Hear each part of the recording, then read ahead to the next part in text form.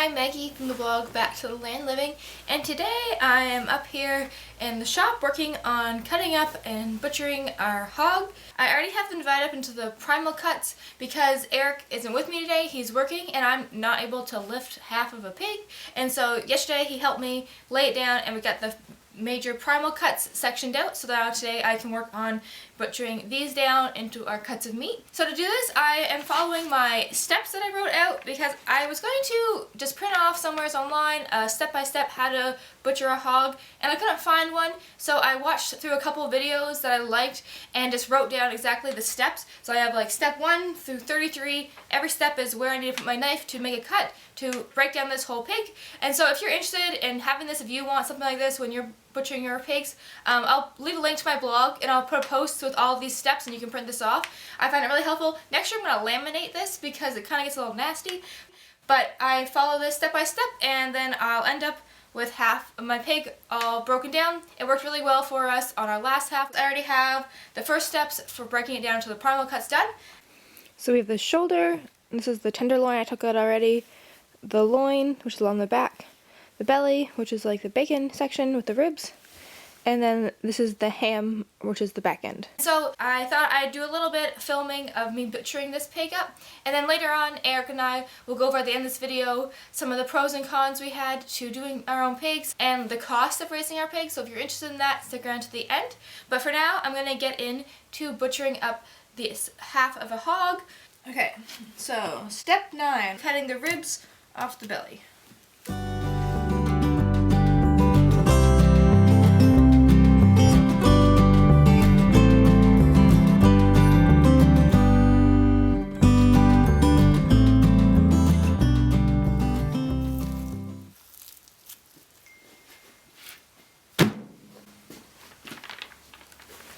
So I did not catch the end of all those ribs, which I should have, so I gotta fix that up.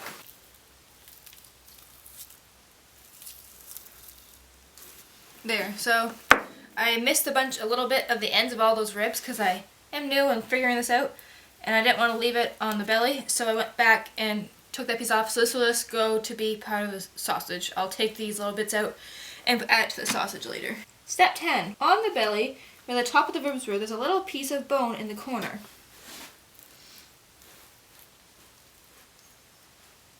Right here. Cut out that piece of bone. Okay, here it is.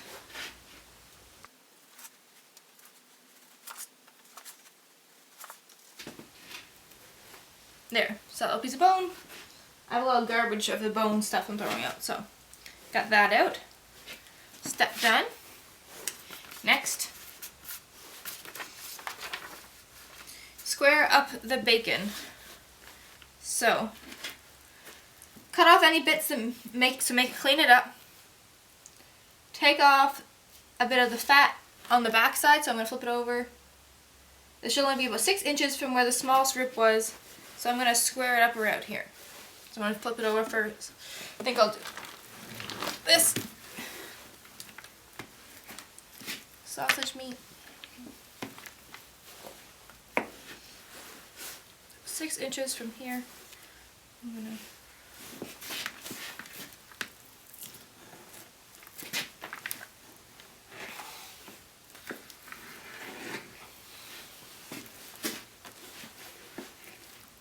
this will also go into sausage, which we're fine with because we eat a lot of sausage, so we're glad about that. So this is my bacon. So I'm just gonna clean it up a little bit.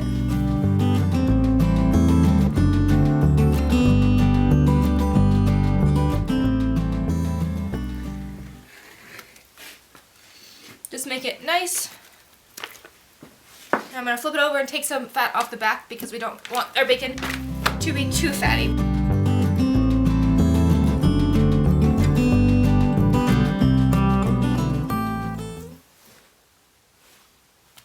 Yeah, we want to leave some fat on the bacon, so that is good.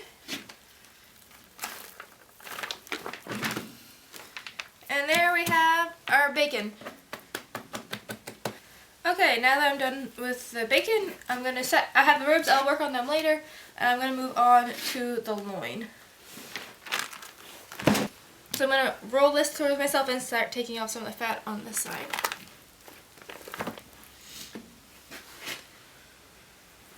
And I sharpened my knife also a little bit.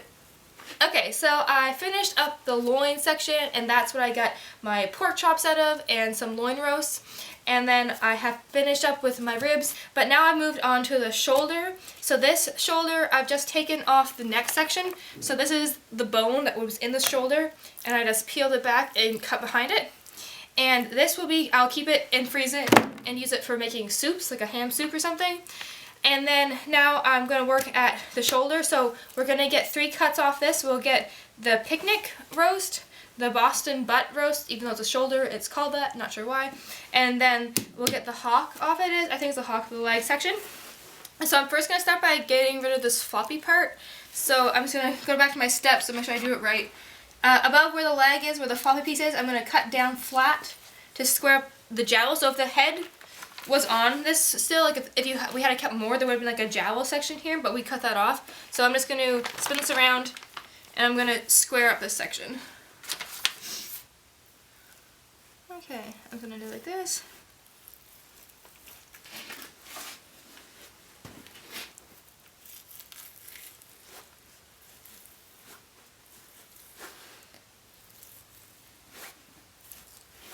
Okay, there. So I might have gone a little too far, but the goal is to make this kind of like flat instead of that floppy piece being out.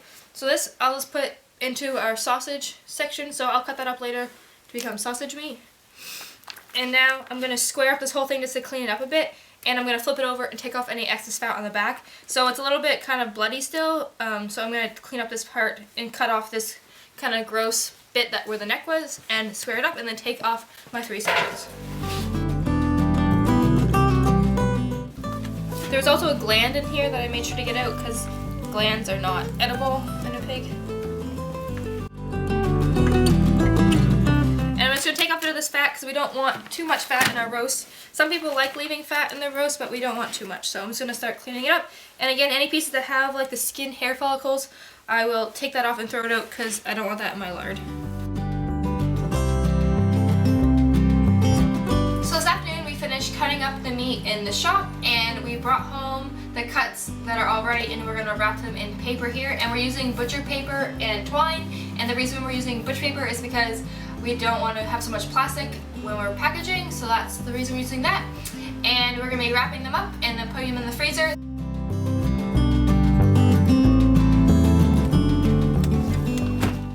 So now we are all done with our meat. All we have left to do is we sent our 2 hams and our 2 sides of bacon to a place to get cured and smoked because we just didn't have the facility to do that. We don't have a smokehouse yet, and so we did that for this year. So I have to pick that up still, but besides that, and also I need to render down our lard, we are done with the meat processing. So costs for this meat for us, we paid $100 for our piglet. So we raised 2 pigs, but one was for us and one was for my parents. So we spent about $430 on feed for our pig, plus $100 for the piglet. So that was about $530 we spent on this meat.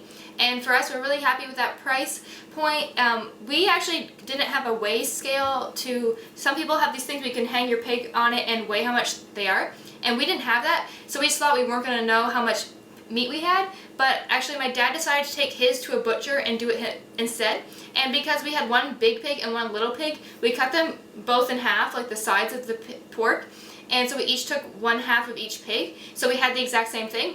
And theirs weighed in at hanging weight, so without the head, without the feet, without the internal stuff, and without the skin, at 243 pounds. And so we thought we had maybe 150 pounds, and it was way more than we thought. We were super happy. The butcher they took it to said he was super impressed with the weight of the pig and how much quality meat was there. And so we were really happy with the amount of money we spent versus our product we got out.